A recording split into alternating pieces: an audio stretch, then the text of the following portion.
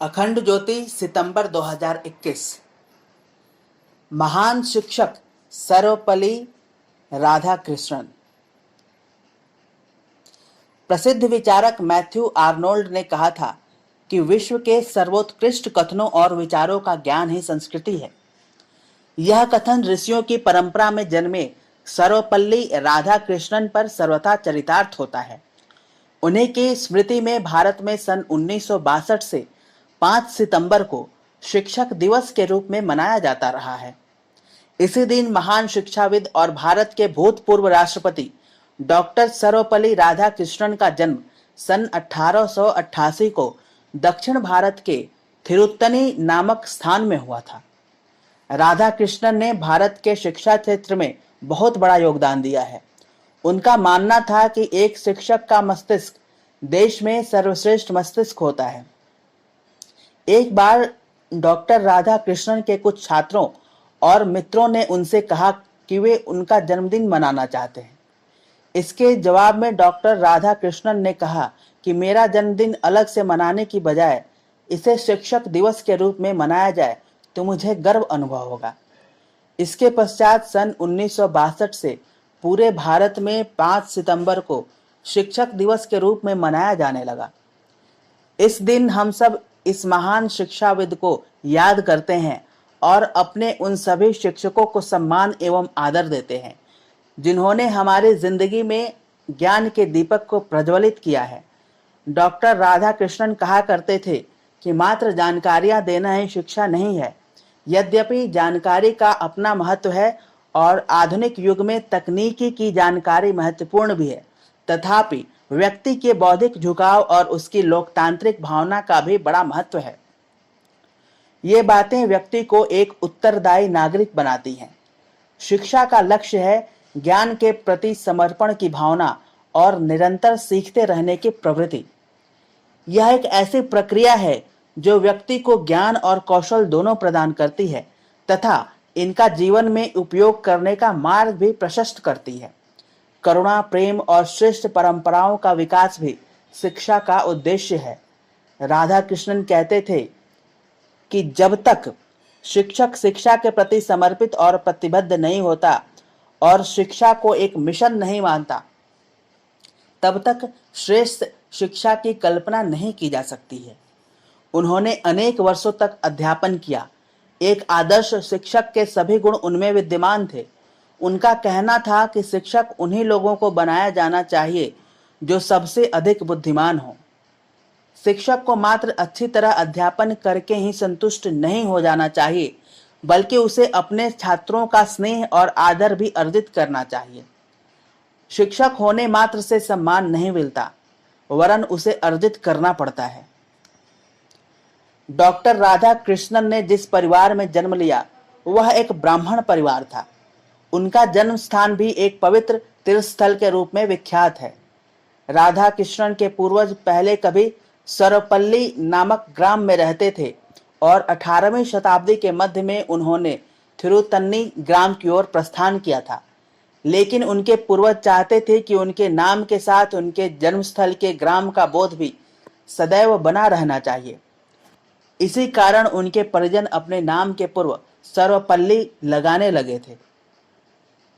राधाकृष्णन का बाल्यकाल थिरुत्तनी एवं तिरुपति जैसे धार्मिक स्थलों पर ही व्यतीत हुआ। उन्होंने जीवन के प्रथम 8 वर्ष थिरुत्तनी में ही गुजारे थे। उनके पिता पुराने विचारों के थे और उनमें धार्मिक भावनाएं भी थीं। इसके बावजूद उन्होंने राधाकृष्णन को क्रिश्चियन मिशनरी संस्था लुथरन मिशन स्कूल तिरुपति में सन 1896-1900 के मध्य विद्याध्ययन के लिए भेजा। फिर अगले 4 वर्ष सन 1900 से 1904 तक की शिक्षा वेल्लोर में हुई। इसके बाद उन्होंने मद्रास क्रिश्चियन कॉलेज मद्रास में शिक्षा प्राप्त की। वह बचपन से ही मेधावी थे, इसलिए उन्हें विशिष्ट योग्यता का सम्मान प्रदान किया गया। इस उम्र में उन्होंने वीर सावरकर और स्वामी विवेकानंद का भी अध्ययन किया था।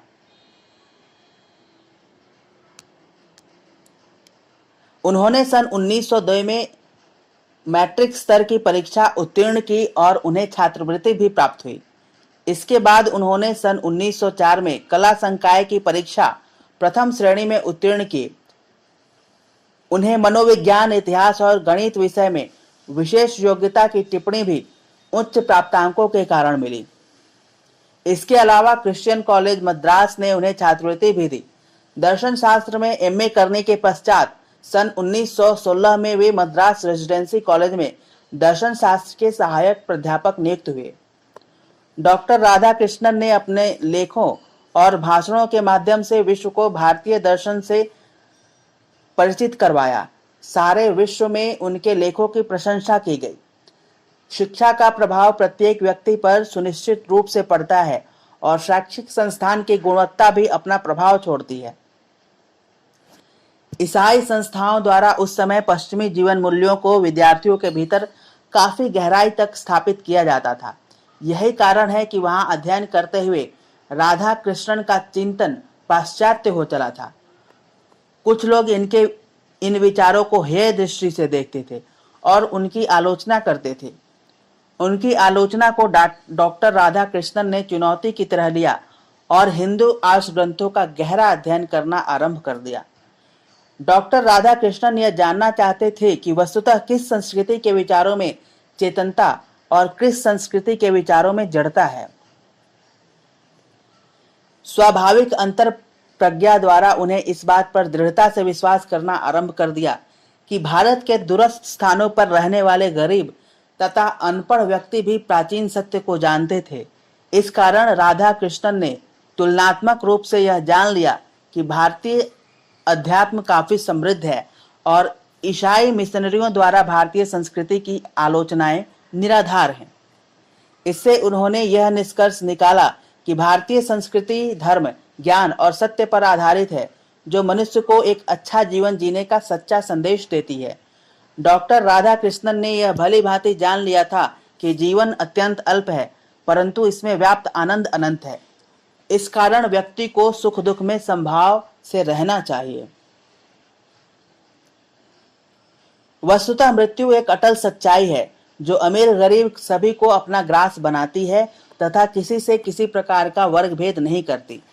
सच्चा ज्ञान वही है जो हमारे अंदर के अज्ञान को समाप्त करे। सादगीपूर्ण संतोष वृत्ति का जीवन अमीरों के अहंकारी जीवन से बेहतर है। तालियों की उन गड़गड़ाहटों से भी बेहतर है जो संसदों एवं दरबारों में सुनाई देती हैं। इसी कारण डॉक्टर राधा कृष्णन भारतीय संस्कृति के नैतिक मूल्यों को समझ पाने में सफल रहे। वे जानते थे कि सभी माताएं अपने बच्चों में उच्च संस्कार देना चाहती हैं। इसी कारण वे बच्चों को ईश्वर पर विश्वास रखने, पाप से दूर रहने एवं कठिनाइयों में फंसे लोगों की सहायता करने का पाठ पढ़ाती हैं। डॉक्टर सर्वपल्ली राधाकृष्णन ने यह भी जाना कि भारतीय संस्कृति में सभी धर्मों का आदर करना सिखाया गया है और सभी धर्मों के लिए समता का भाव भी भारतीय संस्कृति की विशिष्ट पहचान है। इस प्रकार उन्होंने भारतीय संस्कृति की विशिष्ट पहचान को समझा और उसको अपने अंदर आत्मसात किया। डॉक्टर राधाकृष्णन समूचे विश्व को एक विद्यालय के समान मानते थे। उनका मानना था कि शिक्षा के द्वारा ही मानव मस्तिष्क का सदुपयोग किया जा सकता है। अतः विश्व को एक समान इकाई मानकर शिक्षा का प्रबंधन करना चाहिए। ब्रिटेन के एडिनबरो विश्वविद्यालय में दिए अपने भाषण में डॉक्टर सर्वपल्ली राधाकृष्णन ने कहा था, मानव समुदाय को एक होना चाहिए। मानव इतिहास का संपूर्ण लक्ष्य मानव जाति की मुक्ति है। यह तभी संभव है जब देशों की नीतियों का आधार पूरे विश्व में शांति की स्थापना करना हो। डॉक्टर राधाकृष्णन अपनी बुद्धि से परिपूर्ण व्याख्याओं, आनंददायी अभिव्यक्तियों और प्रेरणाप्रद कहानियों से छात्रों को मंत्रमुग्ध कर देते। उच्च नैतिक मूल्यों को अपने आचरण में उतारने की प्रेरणा वे अपने छात्रों को देते थे। जिस भी विषय को पढ़ाते थे पहले स्वयं उसका गहन अध्ययन करते थे। दर्शन जैसे गंभीर विषय को भी वे अपनी शैली से सरल, रोचक और प्रिय बना देते थे। वे एक ऐसे महापुरुष थे जिनमें हम समूचा मानव समाज, संस्कृति, विचार, जीवन दर्शन और आस्थाओं को देख सकते हैं। समाप्त।